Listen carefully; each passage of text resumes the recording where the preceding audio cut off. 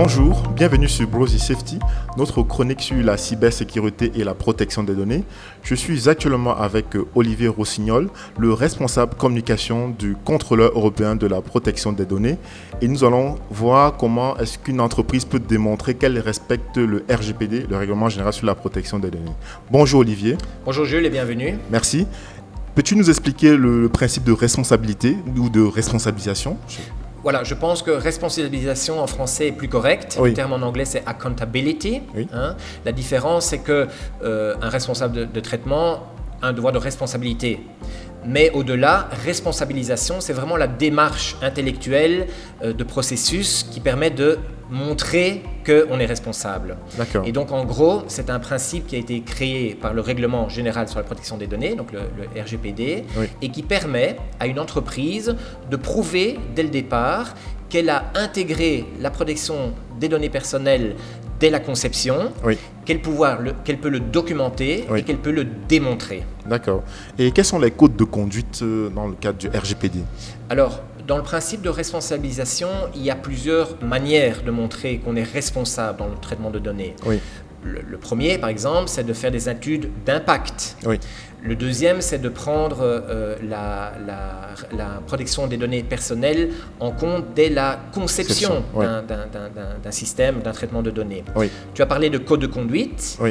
ce que je vais expliquer tout à l'heure, et il y a aussi le principe de certification. Oui. Alors le code de conduite, si tu veux, est une manière de montrer qu'on est responsable, et c'est typiquement un groupe d'entreprises, un secteur industriel Oui. qui se met ensemble pour déterminer un code de conduite en matière de protection des données.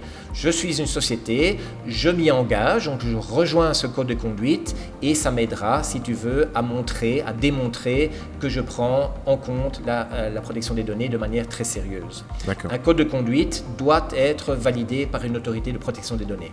D'accord. Comme par exemple la CNIL ou bien Oui, tout à l'autorité fait. belge de Tout à protection fait. des données. Exactement. Et quels sont les mécanismes de certification ? Alors, la certification est un peu différente. Oui. Donc, la certification, si tu veux, c'est une démarche aussi facultative, donc elle n'est pas obligatoire. Je suis une société Oui. et je décide de me faire certifier par un organisme certificateur ou par une autorité de protection des données Oui. qui va, après une analyse, me donner un label, un certificat de protection des données qui est valable généralement pour une durée de 3 ans, qui est D'accord. renouvelable. Oui. Ça ne me dédouane pas de mes obligations, donc je dois continuer à respecter le RGPD, bien évidemment, mais je peux utiliser ça comme une manière de confiance, donc c'est une sorte de win-win si tu veux. D'accord. Grâce à ce label, je pourrai plus facilement trouver des clients. D'accord.